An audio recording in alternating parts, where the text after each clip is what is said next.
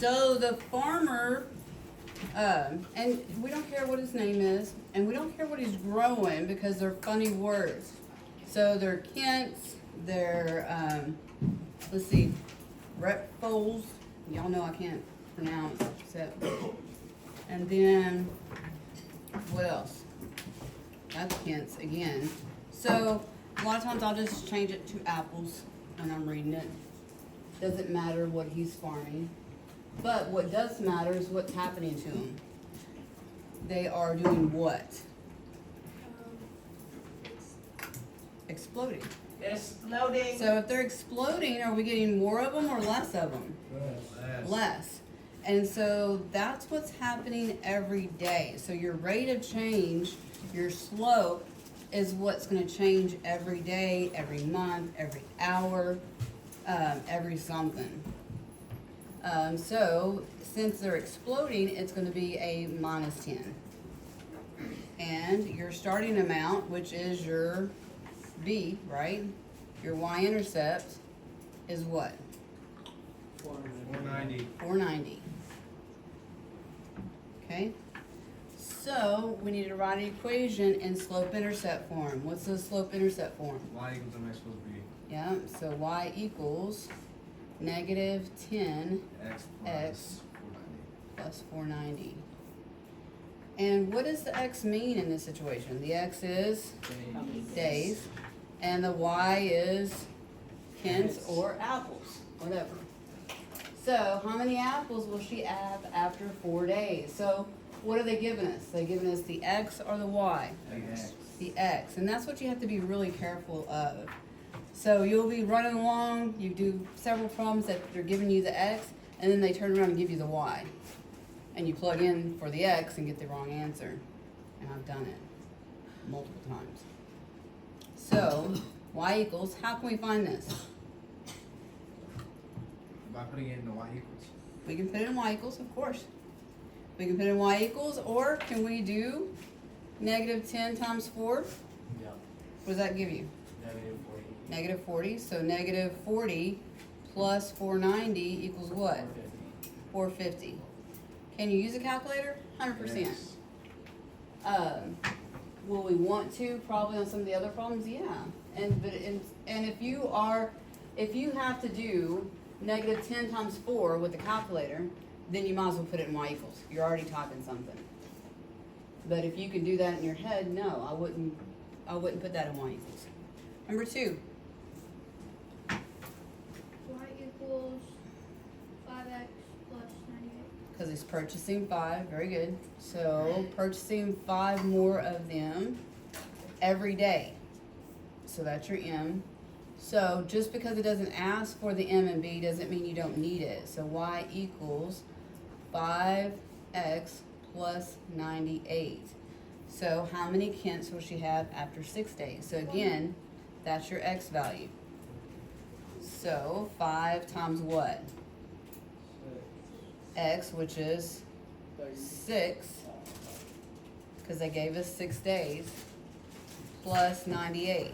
So 5 times 6 is 30, plus 98 is? 120. Mm-hmm. Good job, Azra.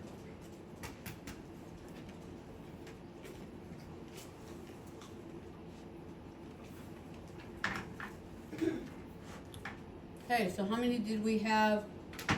We get added 9 every month, so our slope is 9.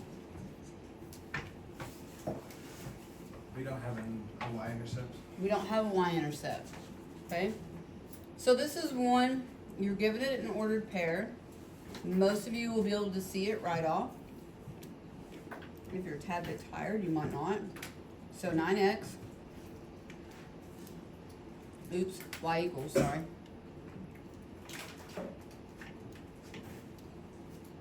And probably change there we go. And we're gonna go to a table. I'm gonna start at 0. So what's my answer? Which of the following pairs represents the starting point? So since he didn't have any, our B is 0. So what does that look like as an ordered pair? B. Yes. And most of you are able to see that without putting in a calculator. Or if you just want to make sure that you're thinking the right thing.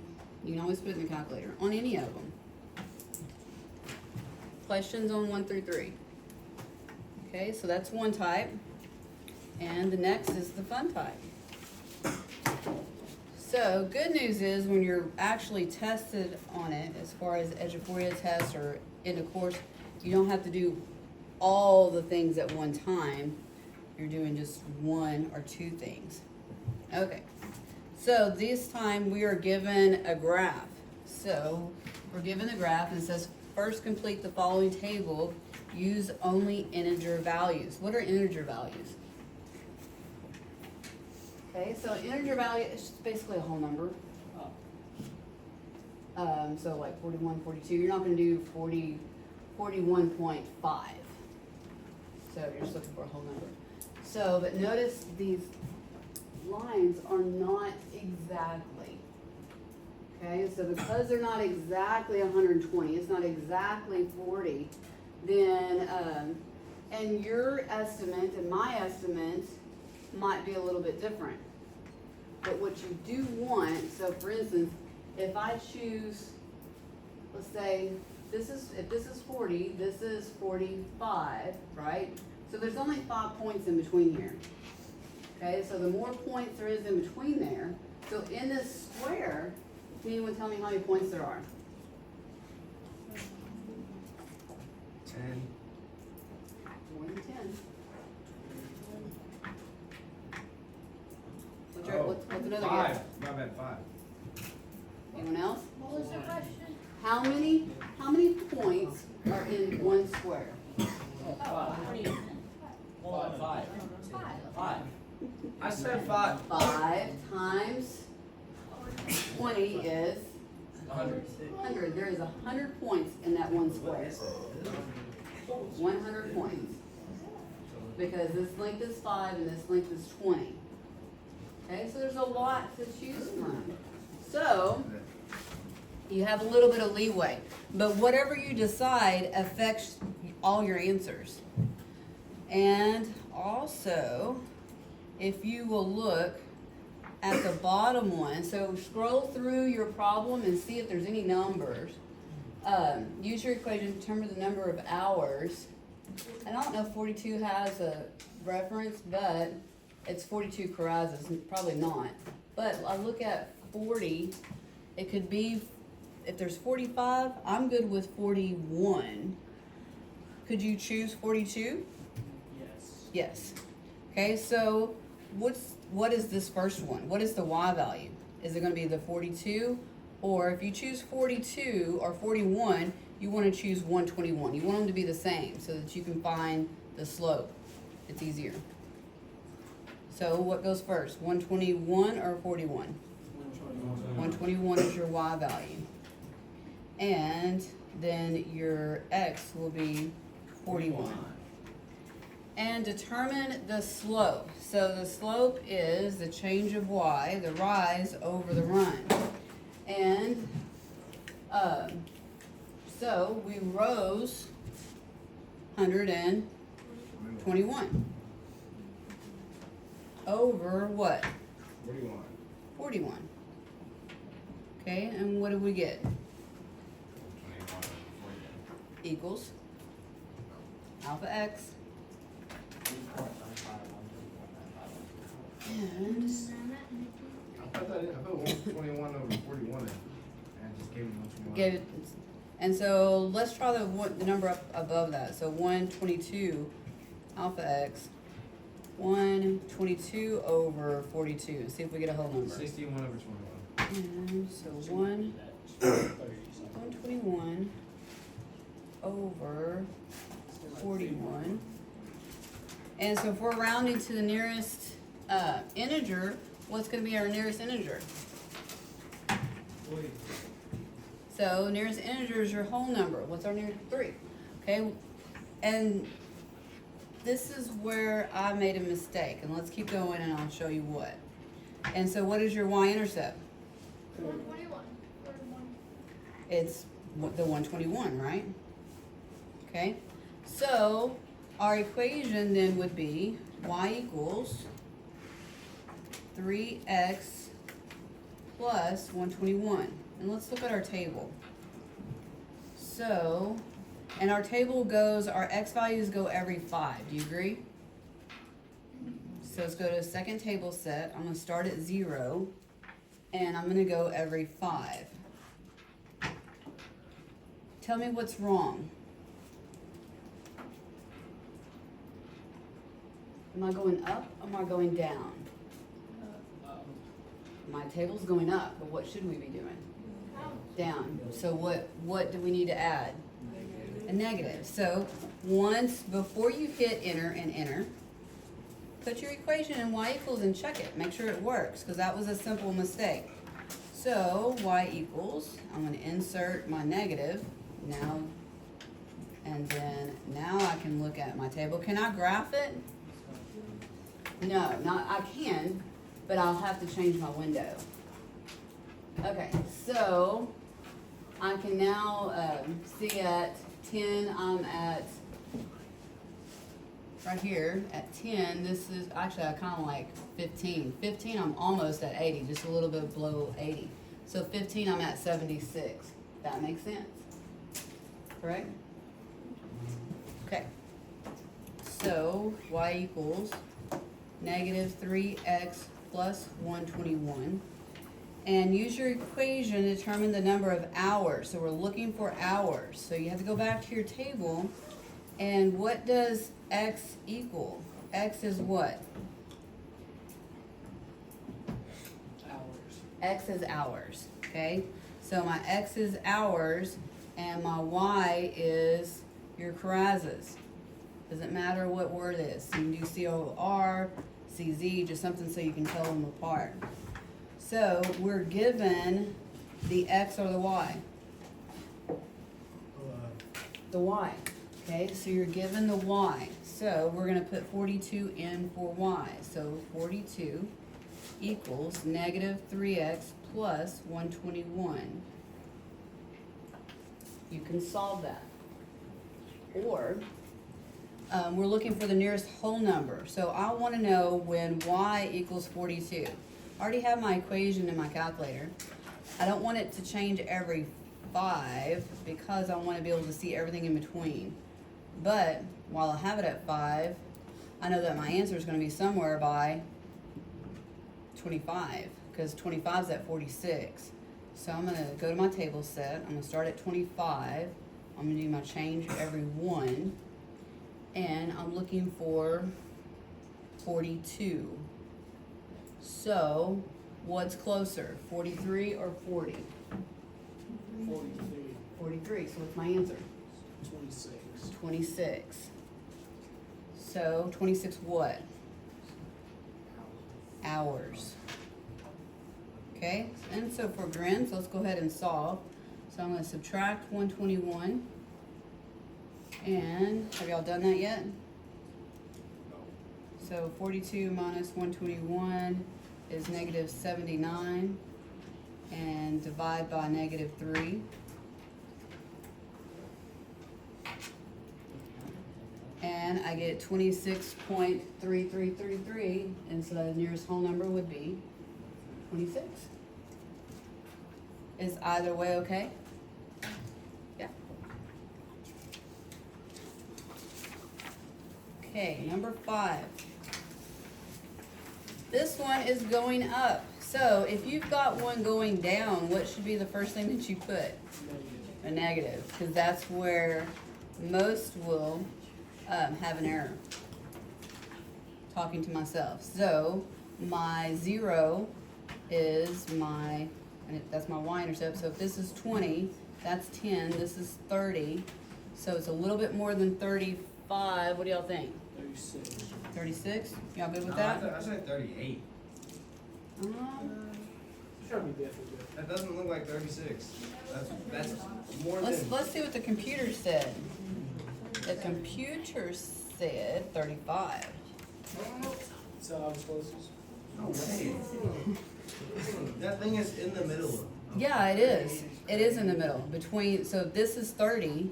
So in the middle between 30 and 40 is what? Oh, I thought that said, my bad. 36. I thought 35. it said 30, my bad. And I like 36 too. That would be fine. That's what I put. You're gonna, all your answers are all gonna be kind of different. Okay, so number, and then the 5, so look at 5.